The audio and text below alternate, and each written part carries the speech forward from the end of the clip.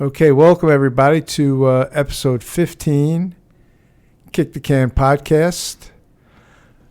Moving here right into autumn, and want to share a couple of things.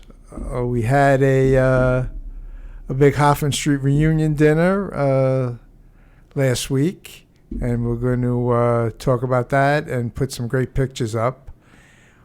Also, Matt and I were making our homemade wine this Saturday and the Saturday before, and it's a lot of fun to go through the process in the fall time. A great Italian tradition.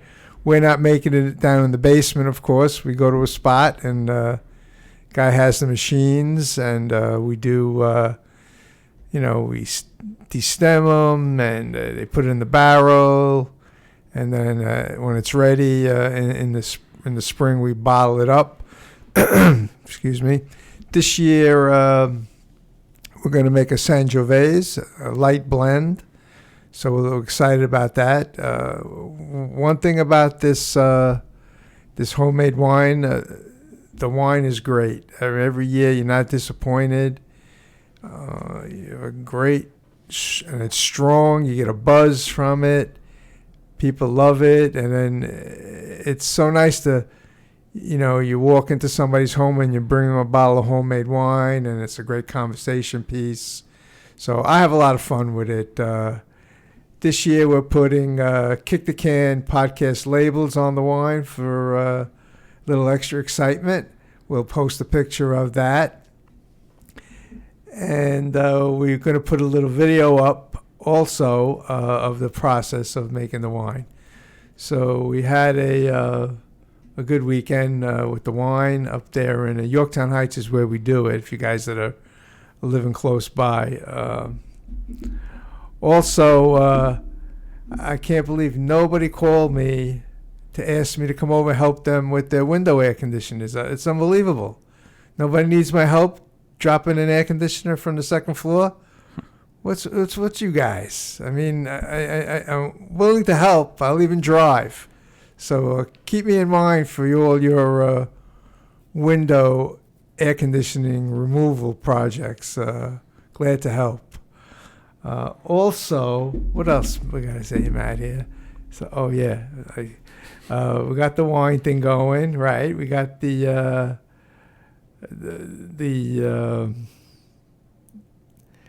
what?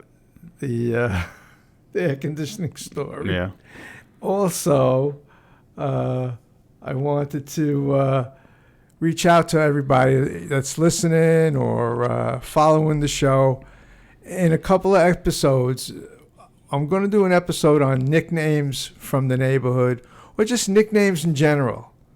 So I have a limited memory, which I didn't take the Prevagen when they said to start taking it.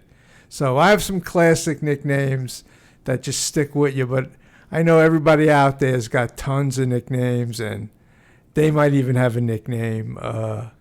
So I want folks to email us at kickthecanpod@gmail.com. Right, Matt. So email us with your names and if it needs a description, like what comes to mind to me is like Charlie off the wall. I mean, he was off the wall. There's no explanation there. But like Googie, his last name was Guglielmo. So sometimes it needs a little explanation. So feel free to refresh my memory backs on all the nicknames. And I really enjoy the comments people are making, and people that are following it and liking and all that stuff that's going along with it. It's really going pretty good. We're getting not a lot of traction, but we're getting traction. We're not losing any listeners. So it seems like it's going to keep going along. But I'm going to rely on folks to help me out on things. So the nicknames, the neighborhood, the Bronx, totally immersed with nicknames. I want to get that one going. And somewhere down the line we're going to do expressions and slogans and slang and half Italian, half English, insults and the like. So anything, I know you're out there, you're thinking, please just email me and Matt, and we're going to put one of these episodes together, and it'll be a lot of fun. Try to bring a little more humor into the podcast. So we'll be looking forward to that. A few weeks back, we had a Hoffman Street reunion dinner, and had a nice turnout. It was in Scarsdale, and I booked the restaurant, and they had sort of a back room, and I reached out to pretty much Steven Albano and Frankie Pagnotta to get in contact with some people and spread the word. So had a nice turnout. We had 14 people come, and these are guys that, boy, we hadn't seen in many, many years. And some of the guys we see a little more often. We had like these small little dinners over the last few years. But the last time we did something like this, I think it was before the pandemic, down in Chardonnay on Arthur Avenue. I'll post a picture of that dinner, and then we'll put a picture up of the dinner from the other night. And we had a nice turnout, guys sharing stories, asking how people were, how's this guy, whatever happened to that, remember that time. It was a fun night, and everybody was so appreciative, that I was able to put it together, and it was just a great night. And we had a real squad of people there.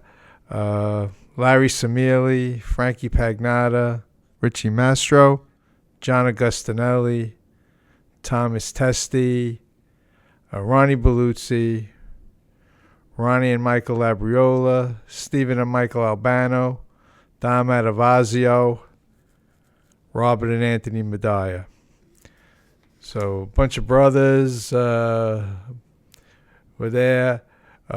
Stevie Labriola, the older brother of Ronnie and Michael, who was a little bit under the weather, but they called him and checked in with him, and he spoke to Anthony Medaya. They were like the older guys of our group when we were kids. Now we're just all pretty much the same age, and it was a fun time.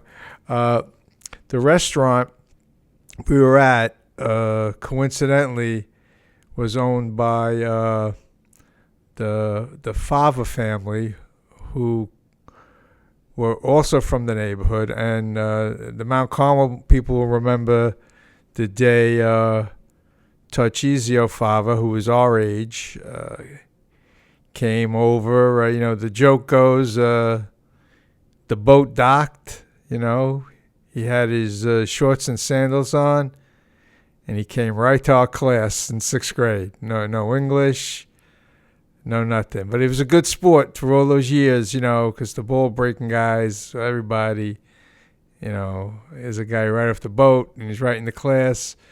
But he made an appearance, Tarcisio, to really top off the evening. But the real highlight of the night was I gotta really give Ronnie Labriola a big A+.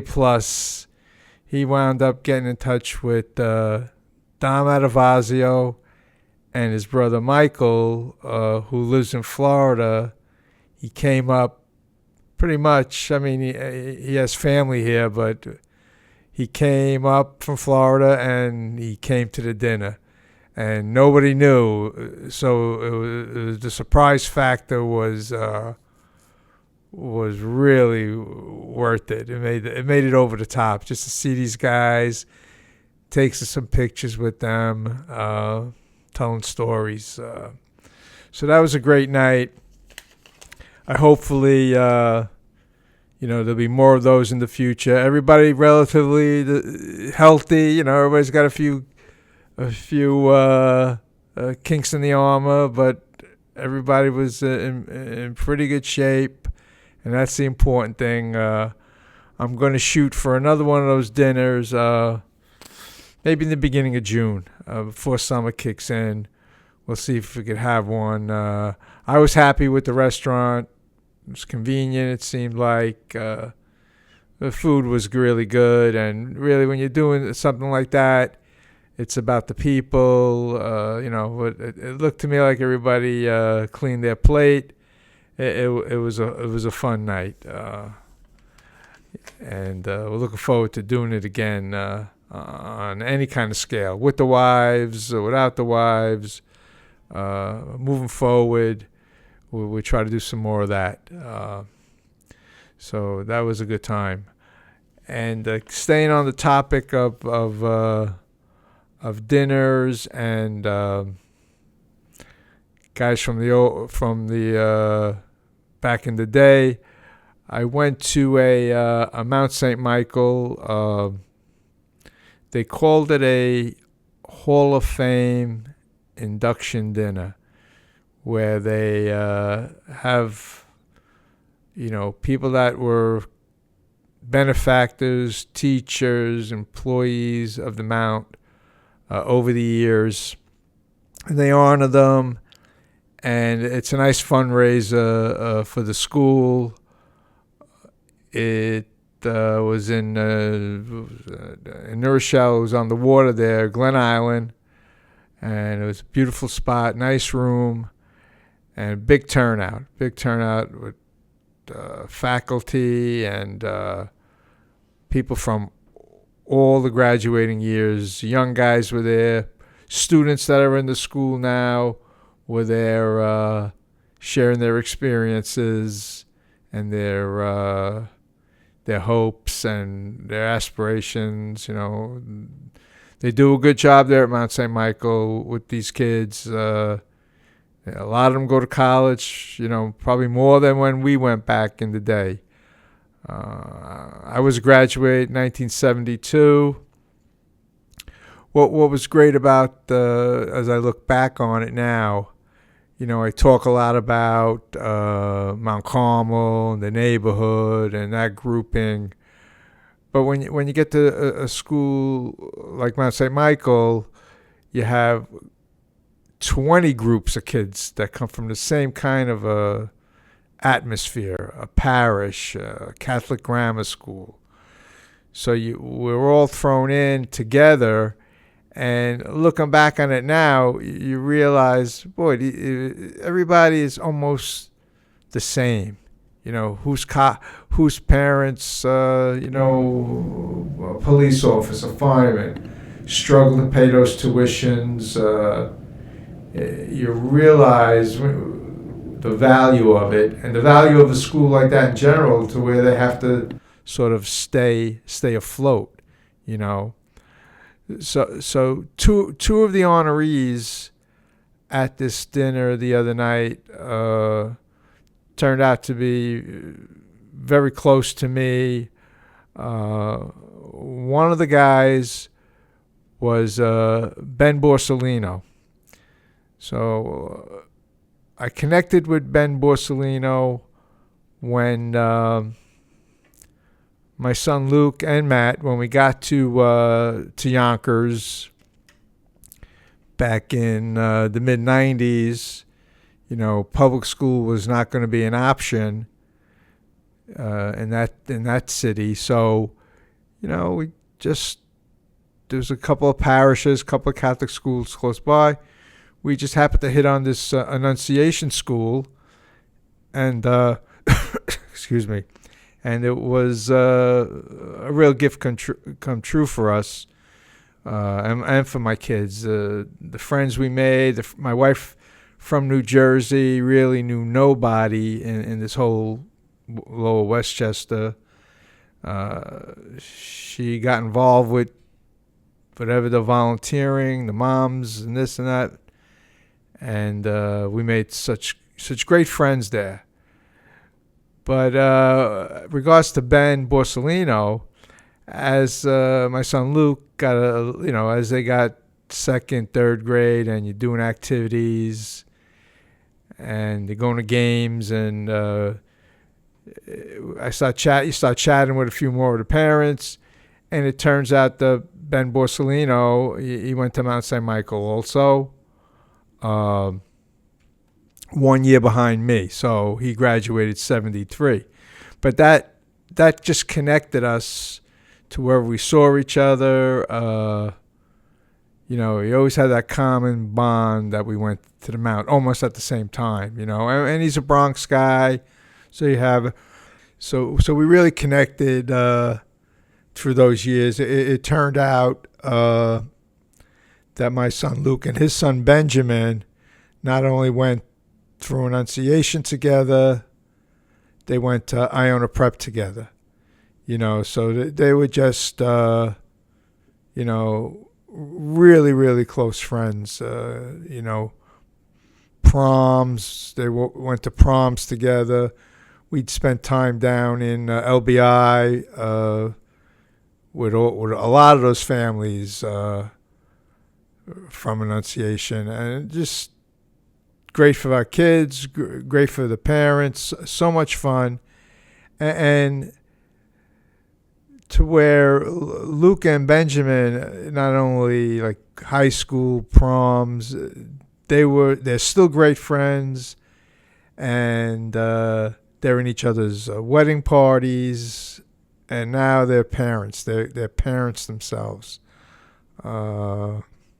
Benjamin has his lovely daughter Josephine, and we have Luke has Amelia, our grandchildren.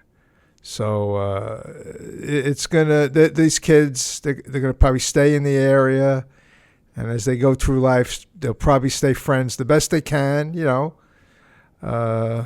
and you like to see that, because it really reflects on what me and my group of people.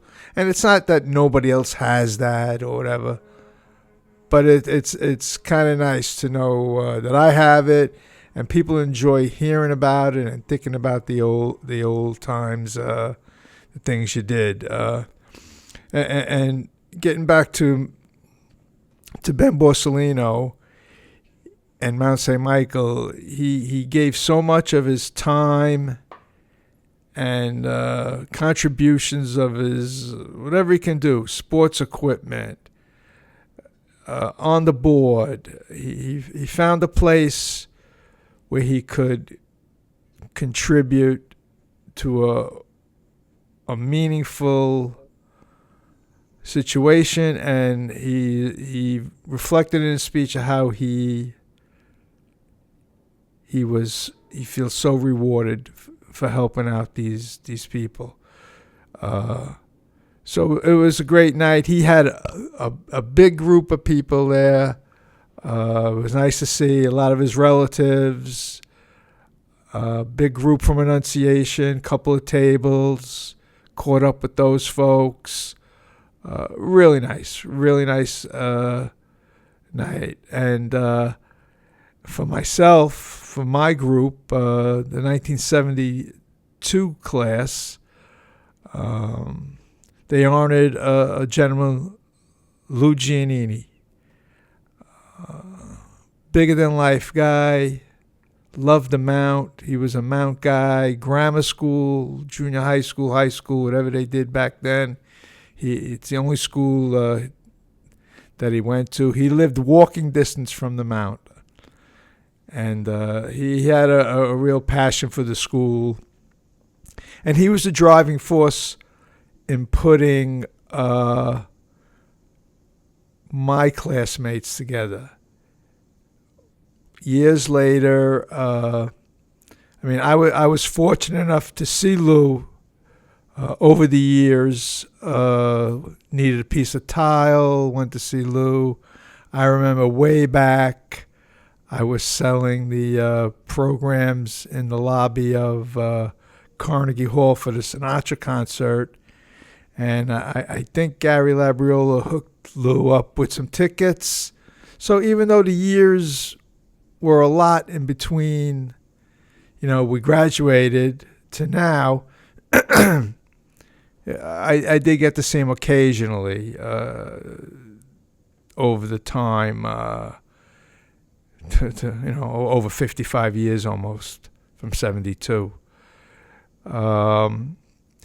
Way back in, I'm going to say, about 2011, Lou put out some feelers for whoever he had contact information for a breakfast down at the Mount. So 2011, that was even before our 40th high school reunion. So, myself, a lot of the other guys that lived close by, Jersey, it was a nice little turnout. Had about 12 or 15 guys. For myself, your kids are bigger. My kids, I sort of started out a little late, but my kids were either in college or getting ready for college. And the other guys, the kids were in college. So the time to reconnect with high school friends, or even if you didn't pal out that much with them in high school, you still had that common denominator of sharing those 4 years at the Mount. So I went, and you exchange phone numbers with guys, you catch up with guys, you ask about other guys. The reason why I remember as 2011, it was 1 year after Gary Labriola passed away. And a lot of the guys wanted they wanted the update of what happened. And, he was a classmate. And, I still have the prom picture. I think I put it up. Gary and myself from the Mount St. Michael prom. So those are the kind of things you talk about and you reflect on. And this guy Lou Giannini, he just kept reaching out for guys, and he explained to us, whatever we could do to help them out, whether it was a $25 check or a $2,500 check, You gotta excuse me. So, it was a few years before our 40th, and we got together for those little breakfasts or a lunch or a dinner a few times before our 40th. And, it swelled a little bit to a few more people. And if I remember right, our 40th high school reunion was at Rory Dolan's, and we had a nice turnout, about 25, 30 guys. Some guys brought their wives. There was a guy from California. It was a nice turnout. So that gave us the traction. The years went fast. So from 40 to 50, there were a lot more dinners, a lot more get-togethers. We had a nice dinner for our 45th in the Bronx. And my son Matt came down with his video camera. He made a video of the dinner that really captured the spirit of everybody being glad there, to see their buddies. Now you're 45 years away from graduation, and this guy Lou Giannini, he was just the guy with the emails. Happy Easter, Happy Christmas, Happy Veterans Day. Always keeping the group in some kind of a contact. The email list that they have now for the class of 72 is about 125 email addresses. So even if guys aren't in the area, some guys just, they don't care about that's a long way behind them, but there's enough guys that don't feel that way. They embrace it. And we got it. You get it. That's not for everybody. I'm not going, but you had just enough guys that when we got to 50th, it was such a great turnout, and I'm going to put up a picture of that reunion too, with the episode. This guy Lou Giannini, unfortunately, he got sick. It was probably right after the 50th, which would have been 2022. Kept it close to the vest. Really didn't, I don't know. I didn't know about it. I didn't know he had a cancer that he was battling. And he still thought about the Mount guys up until the end. Right up to where last year, I guess it was, last year, 2024, we all turned 70. So he had a little something at the Mount, a little lunch and a birthday cake for everybody. It was June 15th. And Lou was already sick. Now he started to look sick, but I did not make that lunch. It was the same day that my granddaughter was born. So we were at the hospital the whole night before. I couldn't make the lunch the next day on the Saturday. So when the dust settled, the baby came home and I missed the lunch. I gave Lou Giannini a quick text to tell him that I wanted to be there, and I couldn't. But he was very congratulatory. He's a grandfather 4 or 5 times, I believe. I don't know, but he's a grandfather, and he's, from what his daughters say, he was the grandfather, hands-on and help, never say no. And that's just the way he was, whether it was his family, his Mount guys, the school. I'm sure that's the way he was in business. So I reflected to Lou in the text that we had the baby, and we were very happy. So in true Lou Giannini fashion, he asked me for my son Luke's address. He doesn't know Luke, but, he knows Matt from the few dinners, and he's always asking about him. Matt had come down to record that 45th dinner. So I give him my son Luke's address. Sure enough, he puts together something, and he sends it to my son Luke. And here's a guy that's battling a sickness and thinking of me and my family. And that was June. I think in 4 or 5 months he was gone, and that was also downplayed. But the Mount did the right thing. The first chance they had was induct him into this Mount St. Michael Hall of Fame. And we had a nice turnout.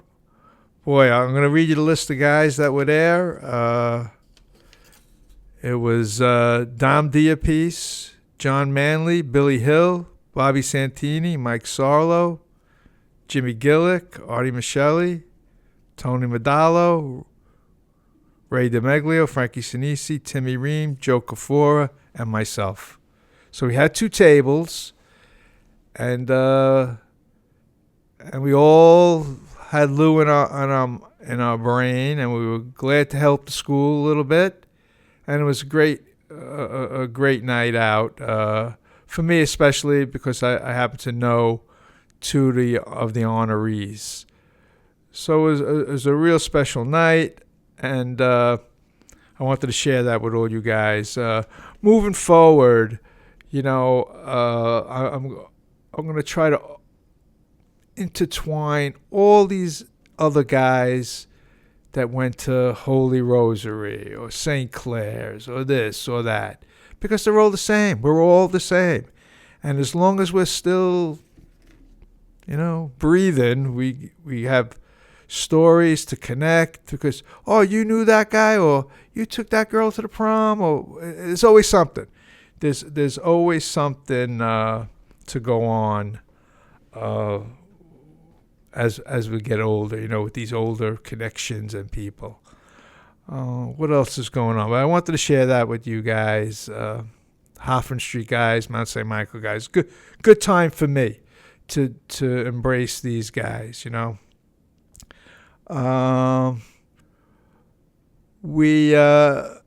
Myself, by doing the podcast, I have people out of the blue reaching out to me.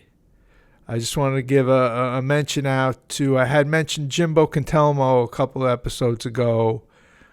Bang, sure enough, I get an email, a little back and forth. So it's on my radar to try to, catch up with him and his wife.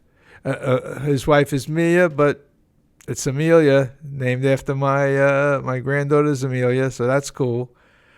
And Michael Lombardi, he lived in our building, 2505 Hoffman Street. Went by the name Midget, and he was another classified ball buster. And I had the pleasure of talking with him on the phone. He lives in Arizona. Has a lot of stories. Really a pleasure to catch up with him. So now he's in the loop. Hope he's listening. We're really glad because at one point we nobody seemed to know the contact information for Midget. Landline, cell phone, email was nobody was able to get Midget. So naturally, you start to be a little concerned. It's human nature. But he got in touch with Larry, or Larry got in touch with him, and he called me. Then I called him back because now I'm picking his brains about stories, and I want him to elaborate a little bit more on things that I don't remember. So that's a lot of fun too.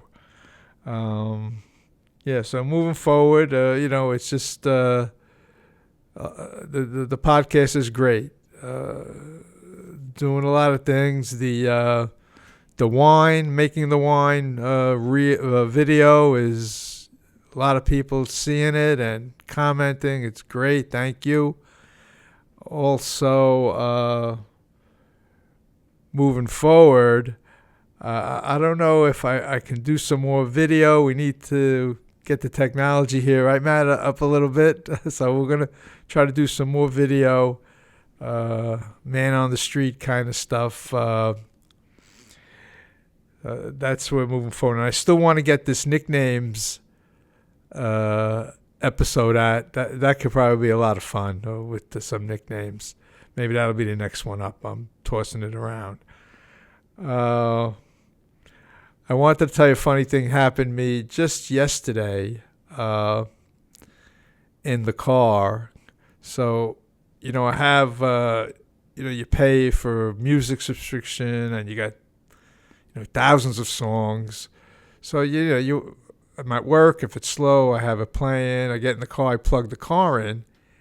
And not only do you get the music, apparently it clicks on some kind of map thing. So it's either Google Maps or Waze kind of a thing. So it's pictured up there on the screen in the car. And then I listen to the music. So I'm driving along. And the music seemed to be, it wasn't blasting the music. But when the car decides to talk to you, it's very, very loud. So I'm driving along. And out of the blue, the friggin' thing goes, "Watch out! Car on the shoulder." Car on the shoulder. I almost went into a tree. I couldn't believe it. Watch out is the way it comes on. Oh, scared the nuts out of me. So that was, I wanted to share that with you guys. The only thing that would make that a little better, if it was my wife's voice telling me to watch out. She's my co-pilot. I saw a little reel on the internet where the husband's calling his wife his little helper in the car. The light's green, going too fast. Watch out for car on the shoulder. They're braking. Yeah, so that's not just my. I mean, it seems to be a trend with people. So I thought I wanted to share that a little bit with you. So, as far as birthdays, and we had my daughter-in-law Diana's mother, Antoinette, had a birthday. So happy birthday, Antoinette! And we have a new baby, a co-worker of mine, Nola Maisie Fernandez. So we'll give a few shout-outs to some good stuff in life. All the good stuff. So until next time, kick the can. See you later.